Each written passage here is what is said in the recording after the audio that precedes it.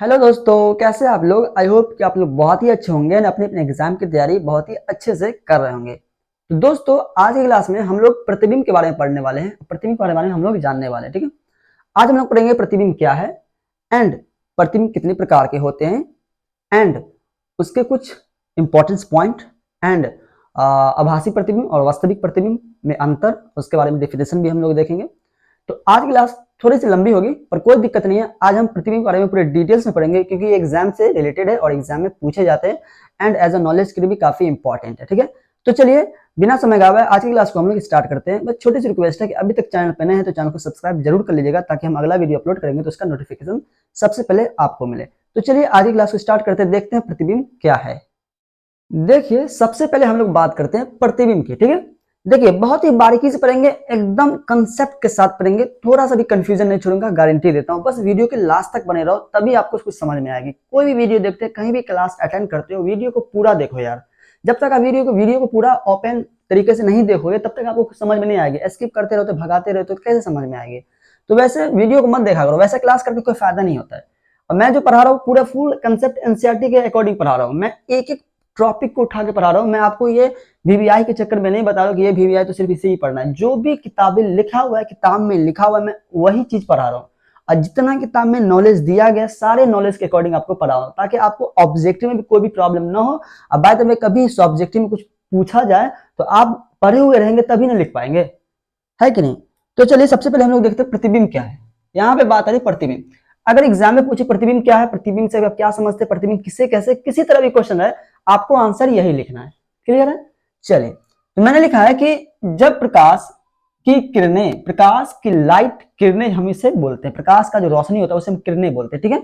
तो जब प्रकाश की किरणें एक बिंदु स्रोत से, अब ये बिंदु स्रोत क्या मैं पिछली क्लास में पहले ही स्टडी करा चुका हूं, पिछली क्लास में पहले ही ऑलरेडी मैं बहुत ही बारीकी से पढ़ा चुका हूं। फिर मैं आपको बता देता हूं कि बिंदु स्रोत उसे कहते हैं जिससे प्रकाश निकलती है। लाइक मान लेते हैं कि ये जो टॉर्च होता है, बल्ब होता है, सूरज होता है, वो सब क्या प्रकाश स्रोत है जिससे प्रकाश निकलती है। मैं आपको पहले एग्जाम्पल बताया था। अगर इसमें मार्कर में क्या करूंगा, मैं अगर बैटरी सेट कर दूं, बॉल लगा दूं और सब कुछ सेट उठ करके इसका तैयार कर दूं तो ये भी मेरा क्या हो, प्रकाश स्रोत हो जाता है, ठीक है। तो उसे हम प्रकाश स्रोत कहते हैं। मतलब कहने का ये कि जब प्रकाश की किरणें, कोई प्रकाश का लाइट होता है किसी बिंदु स्रोत से जिसमें से प्रकाश निकलती है, किसी बिंदु स्रोत से दर्पण से परावर्तन के बाद, परावर्तन के बाद मतलब कि किसी बिंदु स्रोत से जब प्रकाश निकलती है और क्या होती है, जब किसी दर्पण पे पड़ती है, जैसे दर्पण पे पड़ती है प्रकाश तो वो क्या होती है, वो रिफ्लेक्ट कर जाती है ना, रिफ्लेक्ट करती है ना, मतलब क्या कहते हैं, परिवर्तन हो जाता है, परावर्तन हो जाता है ना। तो वही बोला जा रहा है कि दर्पण से परावर्तन के बाद, दर्पण पर पड़ने के परावर्तन के बाद जिस बिंदु पर मिलती है, मतलब क्या होता है कि देखिए जैसे मैं यहां से टॉर्च मारता हूं किसी भी दर्पण पे तो वो क्या होता है, प्रकाश रिफ्लेक्ट करती है और वो कहीं ना कहीं जाके उस पर मिलती है ना। तो वही बोलना चाह रहा है कि जिस बिंदु पर मिलती है या मिलती हुई प्रतीत होती है। यहाँ पे दो कंडीशन है, मिलती है या फिर मिलती हुई प्रतीत होती है। यहाँ पे दो कंडीशन है, ठीक है। इसी को हम लोग मिलती है और मिलती हुई प्रतीत के कारण हमें इसको दो पार्ट में से बांट दिया गया है। एक मिलती है, एक मिलती हुई प्रतीत होती है। तभी हम प्रतिबिंब के बारे में दो पार्ट्स पढ़ेंगे। प्रतिबिंब दो प्रकार के होते हैं, इसी कंडीशन हो गया मिलती है और मिलती हुई प्रतीत होती है। मतलब एक में मिल जाती है और किसी में नहीं मिलती तो मिलती हुई प्रतीत होती है। इसलिए प्रतिबिंब को दो प्रकार में, दो भाग में बांट दिया गया। फिलहाल यहाँ पे देखिए, तब मिलती है और मिलती हुई प्रतीत होती है उसे उस बिंदु स्रोत का प्रतिबिंब कहते हैं। समझ में आई बात। चलिए फिर से एक बार बताता हूं। जब प्रकाश की किरणें एक बिंदु स्रोत से, किसी बिंदु स्रोत से निकलकर दर्पण पर पड़ती है, दर्पण से परावर्तन के बाद, दर्पण में पड़ने के बाद उसके परावर्तन के बाद जिस बिंदु पर मिलती है, जिस भी बिंदु पर मिलती है या मिलती हुई प्रतीत होती है, ऐसा लगता है कि मिल रहा है, मिलता नहीं है, ऐसा लगता है कि मिल रहा है, बस प्रतीत होती है, बस मालूम पड़ता है कि मिल रहा है कि नहीं। तो मिलती हुई प्रतीत होती है उसे उस बिंदु स्रोत का प्रतिबिंब कहते हैं। बात समझ में आई। चलिए अब यहां देखिए, मैं अभी एग्जांपल लूंगा मिलती और मिलती हुई प्रतीत होती है तो आपको क्लियर हो जाएगा। अब कैसे एग्जांपल दूंगा मैं, यहां देखिए मैंने जैसे बताया प्रतिबिंब दो प्रकार के होते हैं। क्लियर है। जैसे मैं आपको बताया कि मिलती है और मिलती हुई प्रतीत होती है तो ये दो कंडीशन हो गया, इसलिए प्रतिबिंब को दो पार्ट में बांट दिया। तो यहाँ पर लिखा गया प्रतिबिंब दो प्रकार के होते हैं। ऑब्जेक्टिव में अगर पूछा जाए प्रतिबिंब कितने प्रकार के होते हैं तो याद रखना दो प्रकार के होते हैं, ठीक है। एक होता है वास्तविक प्रतिबिंब एक होता है आभासी, या फिर इसे काल्पनिक बोल सकते हैं, आभासी बोले या फिर काल्पनिक बोले, आभासी या फिर काल्पनिक प्रतिबिंब। तो प्रतिबिंब दो प्रकार के हो गए, कौन कौन? वास्तविक प्रतिबिंब, आभासी या फिर काल्पनिक प्रतिबिंब। ठीक है, या तो आप आभासी बोले या फिर काल्पनिक बोले। क्लियर है? अब हमें इस दोनों प्रतिबिंब के बारे में पढ़ना है।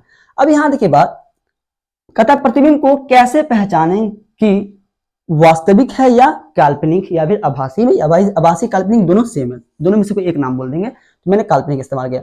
मतलब अब यहाँ पे बात हुई है कि वास्तविक प्रतिबिंब को हम किस तरह पहचानेंगे और काल्पनिक को किस तरह पहचानेंगे, मतलब आभासी को किस तरह पहचानेंगे। तो यहाँ देखिए, वास्तविक जो होगा वो वास्तव में बनेगा, मतलब वो रियल इमेज में बनेगा। क्या बोला? रियल इमेज में। और जो काल्पनिक हो जाए वर्चुअल इमेज में बनता है। वर्चुअल इमेज में कहते हैं वर्चुअल इमेज, जैसे काल्पनिक कहते हैं बस एक कल्पना वाला होता है, कल्पना कर लो कि हम वो बन रहा है, तो वो काल्पनिक हो गया। कैसे? अब यहाँ देखिए, यहाँ जो वास्तविक प्रतिबिंब है, तो वास्तविक प्रतिबिंब का इस तरह से लाइन रहेगा। ठीक है, जिंदा लाइन नजर आएगा कि हाँ ये लाइन है, और ये हमें मालूम सीधा दिख रहा है कि ये मतलब वास्तव में दिख रहा है। ठीक है, वास्तविक प्रतिबिंब में। लेकिन काल्पनिक प्रतिबिंब जो होगा वो डॉट डॉट से दिखाएगा। किस तरह से?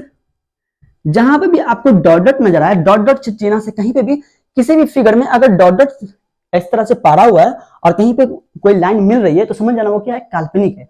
अगर इस तरह का लाइन रहे तो समझ जाना क्या है? वास्तविक है। क्लियर है? ये चीज आपको समझ में आ गई, वास्तविक और काल्पनिक में। अभी आपको जैसे एग्जाम्पल में बताऊंगा तो आपको सब क्लियर हो जाएगा। अभी एग्जाम्पल को बाकी है। तो अभी हमको देखना है कि प्रतिबिंब दो प्रकार के होते हैं, एक होता है वास्तविक प्रतिबिंब, एक होता है आभासी या फिर काल्पनिक प्रतिबिंब। तो सबसे पहले हम लोग देख लेते हैं कि वास्तविक प्रतिबिंब क्या है और किसे, इससे क्या कहते हैं, किस तरह समझते हैं। अगर आपको एग्जाम पूछा जाए कि वास्तविक प्रतिबिंब क्या है, किसे कहते हैं, या उसे समझाएं, तो आपको एक ही डिफिनेशन लिखना है, एक ही परिभाषा लिखना है, जो मैं आपको बताऊंगा अभी। ठीक है, तो इसे अगर नोट करना चाहते थे नोट कर ले। बाद में हम लोग चलते हैं वास्तविक प्रतिबिंब की तरफ। हाँ, ये अब हम बात करते हैं वास्तविक प्रतिबिंब की। किसके बारे में बाबू रे? वास्तविक प्रतिबिंब किसे कहते हैं, क्या है, और आप क्या समझते हैं। कुछ भी क्वेश्चन रहे, आपको यही डिफिनेशन लिखना है, चेंज बिल्कुल भी नहीं करना है। ठीक है, चलिए मैंने क्या लिखा है पहले मैं आपको समझाता हूं। सबसे पहले मैंने लिखा है कि जब प्रकाश की किरणें जैसे लाइट होता है ना, वही प्रकाश की किरणें दर्पण से परावर्तन के बाद, मैंने पहले बताया जब प्रकाश की किरणें किसी दर्पण पे पड़ती है और उसके बाद वो क्या होती है? रिफ्लेक्ट करती है। तो वही मैंने लिखा है कि जब प्रकाश की किरणें दर्पण पे पड़ने के बाद, दर्पण से परावर्तन के बाद, जैसे दर्पण पड़ता है, किसी दर्पण पे पड़ता है और उसके बाद वो लौट जाता है, पीछे आता है, लौटता है, तो परावर्तन के बाद जिस बिंदु पर मिलती है, देखिए मैंने प्रतिबिंब में डिफिनेशन में देखा है मिलती और मिलती प्रतीत होती है। इसका मतलब क्या हुआ कि वास्तविक प्रतिबिंब मिलती है और आभासी प्रतिबिंब क्या हुआ? मिलती हुई प्रतीत होती है। तो इसमें याद रखिएगा कि जब प्रकाश की किरणें किसी दर्पण से पड़ती है तो परावर्तन के बाद मिलती है ना, परावर्तन के बाद जिस बिंदु पर मिलती है वास्तविक प्रतिबिंब कहलाती है। बात समझ आ रही है? मिलती है। ठीक है, तो मैंने लिखा है कि जब प्रकाश की किरणें दर्पण से परावर्तन के बाद जिस बिंदु पर मिलती है वास्तविक प्रतिबिंब कहलाती है। ठीक है, या फिर ऐसे बोलते उसे उस बिंदु का वास्तविक प्रतिबिंब कहते हैं, इस तरह भी बोल सकते हैं। लेकिन सबसे आसान डिफिनेशन आपको दिया हूं, ज्यादा माथापच्ची नहीं करना, इतना आपको याद रखना है, काम हो जाएगा। जैसे एग्जाम्पल मैंने यहाँ पे लिया, देखिए यहाँ पे आपके लिए सामने एग्जाम्पल है। मैंने एक दर्पण लिया है, ठीक है, और दर्पण ये जो मेरा किंची बाबा, ये मेरा कलाई है, मैंने यह कलाई लिया, मतलब इधर क्या लेपित किया गया, इधर लेपित किया गया। ठीक है, ये दर्पण की क्या इस साइड में ये लेपित है। यहाँ गौर से ध्यान देते रहिएगा, थोड़ा सा मिस्टेक मत करिए, मतलब आपको समझ में नहीं आएगी। ये लेपित किया हुआ। अब ये मेरा P जो है वो ध्रुव है, क्या है बाबू? ध्रुव है। ये F मेरा फोकस है, ये क्या है? C मेरा वक्रता केंद्र है, और ये क्या है? अनंत और वक्रता केंद्र के बीच की दूरी है। देखिए इसके बारे में हम लोग आगे पूरे फुल डिटेल में पढ़ेंगे। फिलहाल मैं आपको अभी जैसे मैं बता रहा हूँ कि वास्तविक प्रतिबिंब किस तरह बनते हैं, किस तरह इंडिकेट होते हैं, तो मैं आपको जैसे मैं सिर्फ बता रहा हूँ, इसके बारे में डिटेल्स में हम लोग नहीं पढ़ रहे। ठीक है, तो सिर्फ हम एग्जाम्पल के अकॉर्डिंग आपको बता रहा हूँ कि वास्तविक प्रतिबिंब किस तरह दिखते हैं। तो मैंने मान लिया कि यहाँ पे अनंत और वक्रता केंद्र के बीच एक वस्तु मैंने लिया। क्या लिखा बाबू रे? जैसे मैंने यहाँ पे एक वस्तु लिया, ठीक है, तो वैसे यहाँ पे जैसे मैंने ए और बी एक वस्तु लिया, ये मेरा ए और बी हाइट का एक वस्तु लिया। यहां से मैंने प्रकाश इस दर्पण पे जैसे मारा, ठीक है, तो ये क्या होगा? प्रकाश जैसे ही दर्पण पड़ेगा तो वो परावर्तन के बाद कहाँ परावर्तन होता है। तो चलिए जैसे यहाँ पे प्रकाश पड़ा दर्पण पे तो ये परावर्तन होता है। परावर्तन जो है वो हमेशा फोकस से हो गुजरेगा, एकदम याद रखना है। आगे हम लोग पूरे डिटेल में पढ़ेंगे। हमेशा कहां से गुजरेगा बाबू? हमेशा फोकस से हो गुजरेगा। तो इसको परावर्तन के बाद वो हमेशा कहां से गुजरेगा? फोकस से। मान लीजिए फोकस से गुजर गया, ठीक है, चलिए ये फोकस नहीं हुआ तो यहाँ पे जहां पे कटा वहां पे हम फोकस मान लेते हैं। ठीक है, पहले आपको नहीं मानना है, फिलहाल मैं आपको बताने के लिए लिख लिया था, ठीक है, क्लियर है। अब क्या होगा, एक प्रकाश क्या होगा कि ये वक्रता केंद्र से क्या होगा, सीधा वस्तु से टकराते हुआ सीधा नीचे की ओर जाएगा, ठीक है, कहां जाएगा, सीधा वस्तु से टकराते हुआ सीधा नीचे जाएगा। तो जैसे ये प्रकाश इस ये वस्तु है, वस्तु से वक्रता केंद्र से जैसे जैसे प्रकाश जाएगी वैसे वो लौट आएगी, वैसे ही वापस लौट आ जाती है, ठीक है। तो यहां से मैंने इस वक्रता केंद्र से गुजारा तो प्रकाश इधर से गई यहां तक और फिर वो वापस उसी दिशा में वो लौट के आ गई, ठीक है।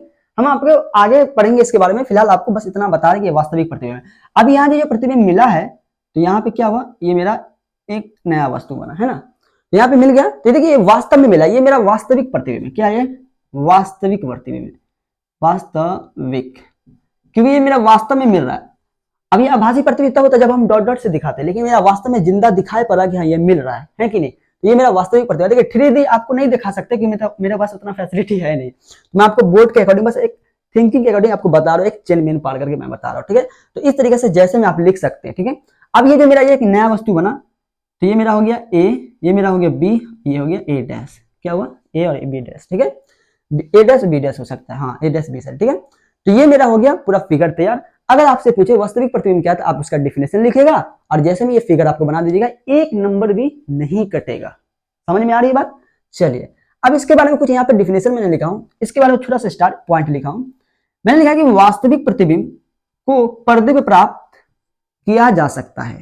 मतलब वास्तविक प्रतिबिंब क्या होता है कि पर्दे पे हम उसे देख सकते हैं, पर्दे प्रैक्टिकल के अकॉर्डिंग पर्दे पे प्राप्त हम उसे कर सकते हैं, ठीक है। ये मेरा पहला पॉइंट हुआ। दूसरा, वास्तविक प्रतिबिंब वस्तु की अपेक्षा हमेशा उल्टा प्रतिबिंब बनाता है।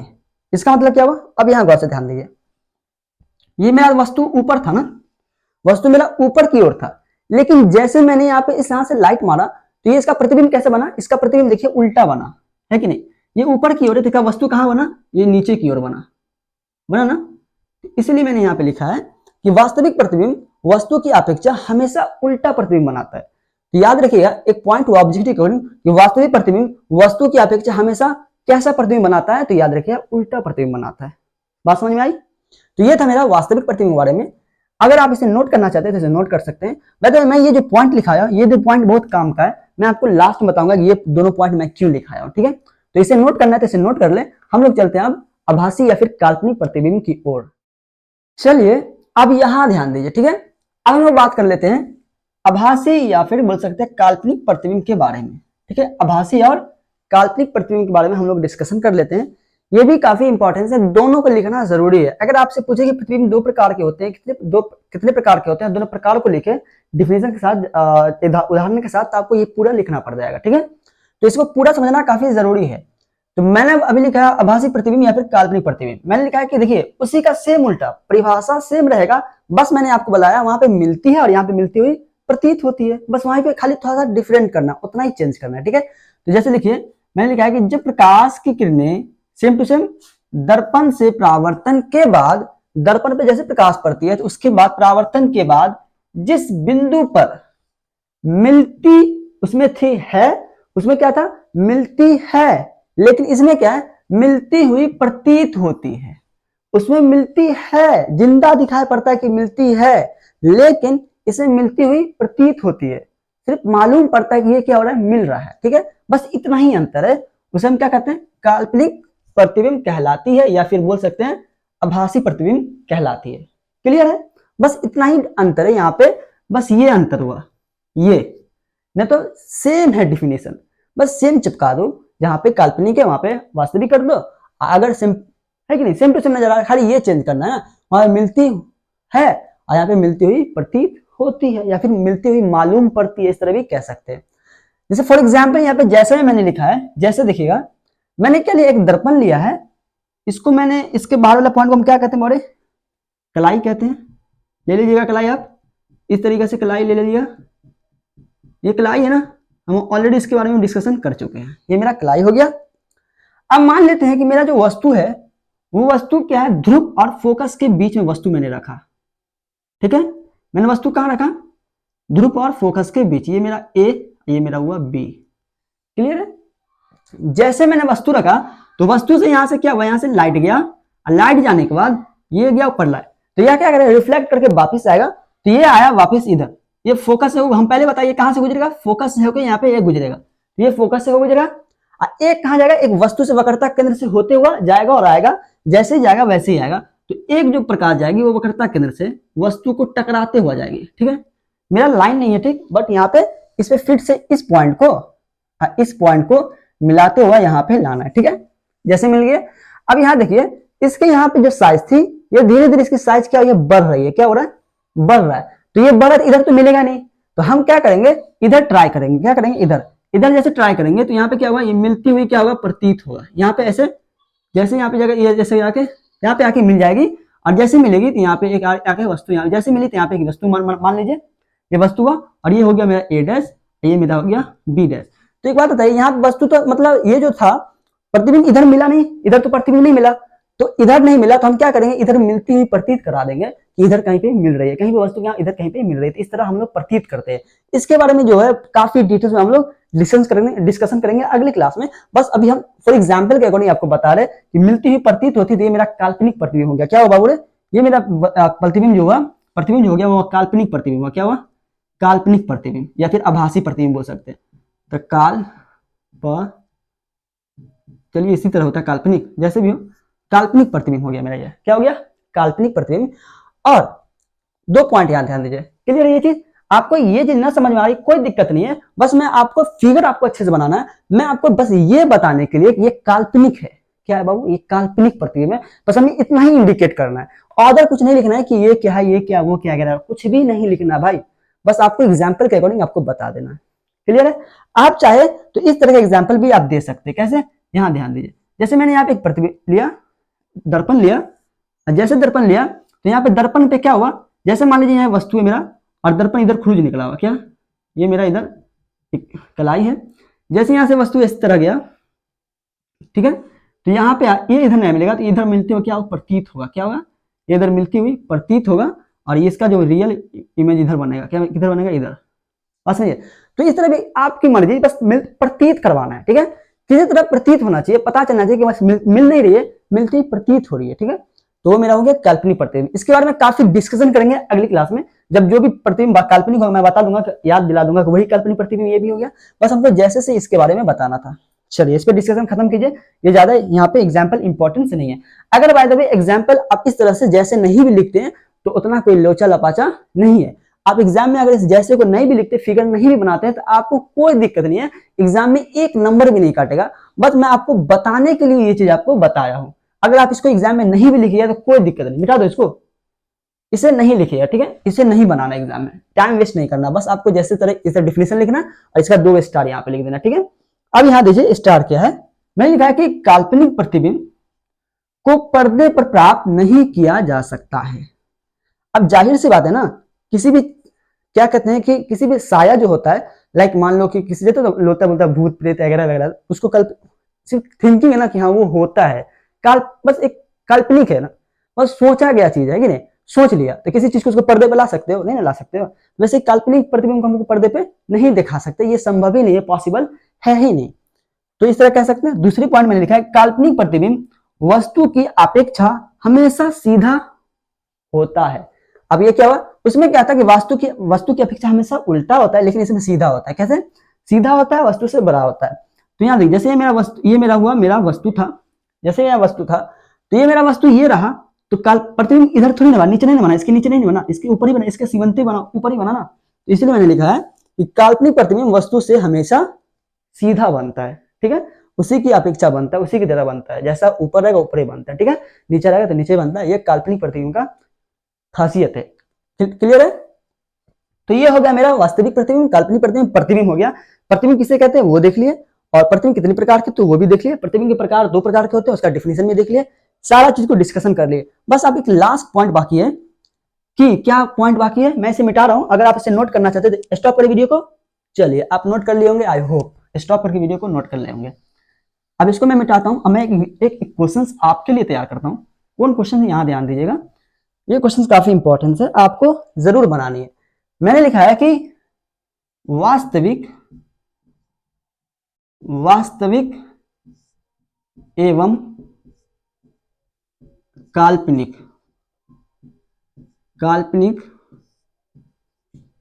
प्रतिबिंब में दो अंतर लिखे। कितना? दो अंतर को लिखे। क्लियर है? दो अंतर लिखना है। तो भाई अब ये वास्तविक और काल्पनिक प्रतिबिंब दो अंतर नहीं लिख लोगे। देखो मैंने जो ये पॉइंट जो बताया था उसमें 2 पॉइंट बताया था, इसमें भी 2 पॉइंट बताया, बस इसी को उतार देना है।